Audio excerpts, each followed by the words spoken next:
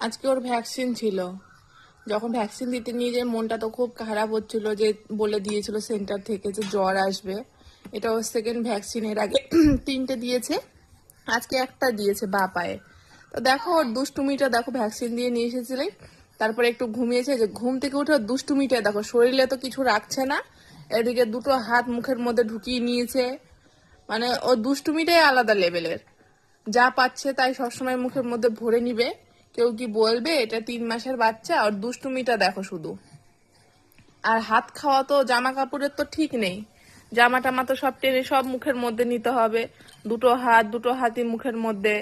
আর শরীরে তো কিছুই রাখবে না, পা দুটো তো সবসময় ছটফট করতেই থাকে। দেখো ওর অবস্থাটাই দেখো। আর আমি টেনশন করছি যে আজকে বোধহয় জ্বর আসবে, কান্নাকাটি করবে, আমি একা সামলাতে পারবো কি না। কিন্তু দেখো ওকে দেখে আমারই এখন হাসি পাচ্ছে।